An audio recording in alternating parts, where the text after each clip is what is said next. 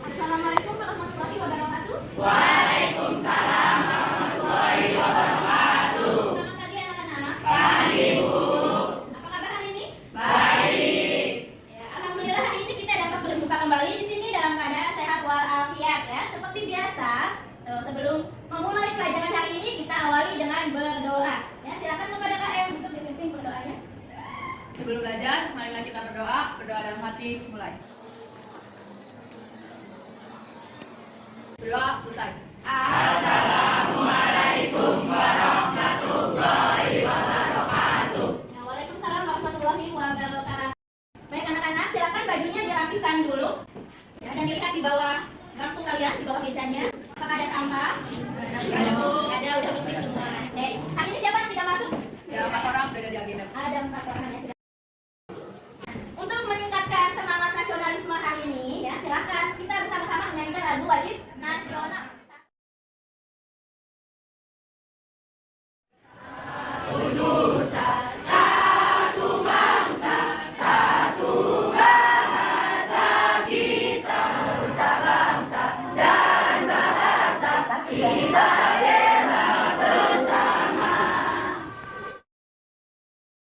Nah, baik, semoga kita bisa mengamalkan semangat nasionalisme ini di dalam kehidupan sehari-hari. Siap belajar hari ini anak-anak? Ya, Ya, kalau gitu silakan disiapkan dulu alat tulis dan bukunya. Ibu ingatkan lagi kepada kamu untuk mengeklik link yang sudah Ibu share ke dalam grup kelas. Ya, silakan dibaca di sana sebagai bentuk kegiatan literasi kita hari ini. Sebelum masuk ke materi hari ini, Ibu ingin tanya dulu nih ke kamu ya. Adakah yang masih ingat materi minggu lalu tentang apa? Coba, ada yang masih ingat? Ya, silakan Angga. Minggu kemarin kita membahas tentang demokrasi Pancasila. Ya, betul sekali. Minggu lalu kita sudah bahas demokrasi Pancasila. Ibu harap semuanya masih ingat ya. Nah, coba, apa sih yang dinamakan dengan demokrasi itu? Ada yang tahu? Ya, silakan. Menurut saya, demokrasi itu melaksanakan kedaulatan dari rakyat oleh rakyat dan untuk rakyat. Ya, betul. Ada lagi? Saya, Bu. Demos dan kapos pemerintahan rakyat. Ya, betul. Bang Intan aplaus dulu semuanya. Ya, betul sekali. Ya. Tadi yang sudah disampaikan oleh teman kalian bahwa yang dinamakan demokrasi Pancasila ini yaitu demokrasi di mana pemerintahannya itu berasal dari rakyat yang berdasarkan pada Pancasila. Nah, sejauh ini demokrasi Pancasila itu mengalami berbagai perkembangan dari masa ke masa. Ya. Coba adakah yang masih ingat nama presiden kita dari awal sampai saat ini? Ada yang bisa menyebutkan? Ya, silahkan. Presiden kita ada 7, yaitu Pak Soekarno, Pak Soeharto, B.J. Habibie, Gus Dur, Ibu Megawati, Bapak Susilo Bambang Yudhoyono, dan terakhir yaitu Pak Joko Widodo. Ya, betul sekali ya. Jadi sampai saat ini ada berapa jumlah presiden kita? Ada 7. Nah, ada 7. Itulah bentuk gambaran demokrasi Indonesia ya sampai saat ini. Tuh. Nah, bagaimana yang akan terjadi apabila ya jika di dalam proses demokrasi itu pada saat pemilihan umum presiden yang pernah terjadi tahun belakangan 2014 itu ada salah satu calon pasangan presiden yang menolak hasil keputusan pemilu. Lembaga manakah yang dapat menyelesaikan kasus itu? Ada yang tahu? Mahkamah Konstitusi? Ya, betul sekali, Mahkamah Konstitusi. Berikan nafas dulu. Nah, itulah materi yang hari ini akan kita bahas bersama ya di dalam kelas. Kita masuk pada materi hari ini tentang sistem hukum dan peradilan di Indonesia. Nah, kompetensi dasar hari ini yang akan kita bahas itu ada mendeskripsikan sistem hukum dan peradilan di Indonesia sesuai dengan Undang-Undang Dasar 45. Tujuan pembelajaran kita hari ini, Ibu mau Ihsan untuk membacakan tujuan pembelajaran. Silakan. Pengertian hukum, tujuan hukum dan jenis penggolongan hukum dalam sistem hukum di Indonesia dengan tepat. Yang ketiga, peserta didik mampu memahami lembaga peradilan dan tingkatan peradilan nasional dengan tepat.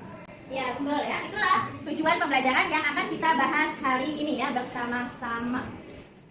Nah, di sini ada materi pembelajarannya. Ini sudah Ibu share ke dalam grup kelas. Silakan kamu cek dan baca ya materi yang sudah Ibu Ibu share ke dalam grup kelas. Ada bentuk kegiatan literasi kita hari ini. Nah, anak-anak coba perhatikan dulu ya. Di sini adakah yang pernah melihat gambar ini ya? Ada, Bu. Ada ya. Ada yang tahu siapa ini? Itu jaksa bukan sih? Jaksa. Yang lain ada? Di dalam metodologi Yunani, beliau adalah Dewi Themis. Dewi yang melambangkan keadilan hukum. Nah, coba kita lihat. Di sebelah tangan kanan, apa yang dipegang? Timbangan. Betul. Timbangannya ini sejajar atau berat sebelah? Berat sebelah. Sejajar atau berat sebelah? Sejajar ya. Timbangannya ini sejajar yang dipegang oleh Dewi Themis di sebelah tangan kanan. Nah, itu artinya adil, tidak berat sebelah. Nah, selanjutnya kita lihat di tangan sebelah kiri. Ada apa? Ada pedang. Ya, pedangnya lurus atau berbelok-belok? Lurus. Nah, itu artinya adil kepada setiap manusia. Lihat mata Dewi Themis, ditutup atau dibuka? Tutup. Nah, matanya ditutup ya. Itu artinya tidak pandang bulu, ya, tidak memihak kepada siapapun ya. Inilah gambaran hukum yang diharapkan oleh masyarakat kita sebagai bentuk hukum yang adil sesuai dengan gambaran Dewi Themis ya. Selanjutnya, silakan diperhatikan di sini. Adakah yang kenal dengan bapak kita ini? Ya, betul sekali. Silakan Widya untuk dibacakan. Hakim Agung paling ditakuti koruptor. Selama 18 tahun karirnya, tangani 19.708 perkara, berhasil menyidangkan 842 koruptor. Ya, betul sekali ya. So, beliau adalah salah satu hakim agung yang paling ditakuti oleh koruptor kita di Indonesia. Ya.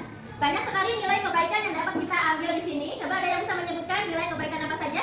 Silahkan Angga.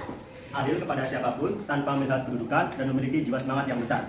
Ya, betul ya, semua di sini suatu saat nanti bisa mencontoh ya semangat pejuang Bapak Artijo Alkotstam ini ya sebagai salah satu hakim agung yang adil ya, yang memiliki semangat tinggi untuk memberantas para koruptor. Kita lanjutkan. Oke, di sini ada definisi hukum ya. Menurut kamu apa sih yang dimaksud dengan hukum? Ada yang tahu? Ya, silakan. Menurut saya hukum itu sebuah aturan yang dimana kita sebagai manusia memiliki aturan untuk menjalani kehidupan. Ya, aturan yang harus ditaati oleh setiap warga negara. Kita lanjutkan di sini ada tujuan hukum. Ya. Apa itu tujuan hukum? Di antaranya yang pertama ada mengatur masyarakat agar tidak melakukan pelanggaran dan tindak kriminal demi terciptanya perdamaian dan kesejahteraan masyarakat. Ya. Itu salah satu tujuan hukum Indonesia ya, untuk mengatur ketertiban dan juga ketentraman di dalam suatu negara. Kita lanjut lagi. Nah, di sini ada dasar hukum yang mengatur bahwa Indonesia, negara kita itu merupakan negara hukum. Ya, dasar hukumnya telah diatur dan tertuang di dalam Undang-Undang Dasar 1945. Ada dalam pasal 1 ayat 3 yang berbunyi negara Indonesia adalah negara hukum. Ya, betul ya. Nah, ya. Di sini ada 5 lembaga pengadilan yang akan kita bahas bersama dengan teman kelompok kalian. Akan bergabung dulu bersama dengan kelompoknya masing-masing. Ya, oke, udah selesai kelompoknya? Udah ada semua? Sudah. Nah, coba perhatikan dulu. Di sini ada LKPD. Ya, silakan nanti kamu bersama dengan teman kelompoknya diisi tugasnya di dalam LKPD ini. Kalian mencari hipotesis dulu, membuat pertanyaan sementara terkait dengan kasus peradilan. Ya, nanti didiskusikan dengan teman kelompoknya. Dicari informasi sebanyak-banyaknya ya mengenai lembaga peradilan Indonesia. Kamu bisa cari informasi itu melalui buku, melalui handphone, internet, dan juga media lainnya ya yang beragam. Silakan. Nanti di sini ada nama kelompok, ditulis di sini nama kelompoknya. Dan satu lagi. Ini namanya apa? Sticky note. Nah ya, speaking knowledge ya.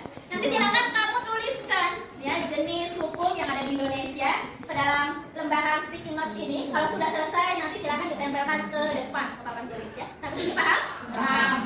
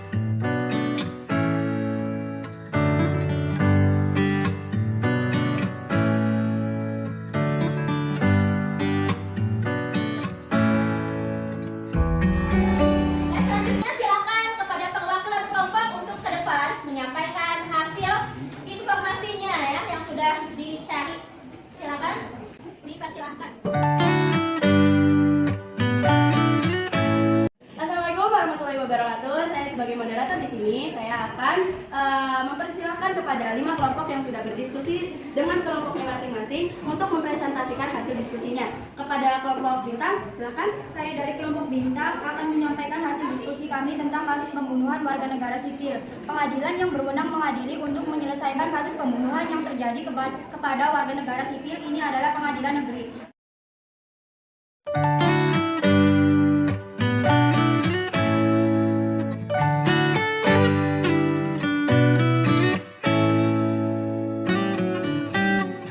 Oke, semuanya klik tanda plus dulu kepada kelompok yang sudah tampil ke depan. Adakah yang bisa menyimpulkan materi kita hari ini? Siapa? Saya Bu. Silakan. Pengadilan, jenis pengadilan yang ada di Indonesia adalah pengadilan militer, pengadilan negeri, pengadilan agama, pengadilan PT-UN, dan Mahkamah Konstitusi. Jika masalahnya berbeda, maka penyelesaiannya pun berbeda. Ya, betul sekali ya. Kita dilihat dulu dari jenis masalahnya ya. Tergantung masalah itu beda lagi jenis pengadilan yang akan mengatasi kasus tersebut. Nah, sampai sini sudah paham semuanya? Sudah, Bu. Oke, kalau gitu, Ibu ingin mengetahui seberapa paham kamu terkait materi yang sudah kita bahas hari ini ya. Ibu sudah share link kuisi sebagai bentuk evaluasi kita hari ini. Silakan dibuka grup kelasnya. Di sana ada link yang sudah Ibu share. Silakan diklik ya. Di sana ada 5 soal evaluasi. Silakan diisi mulai dari sekarang.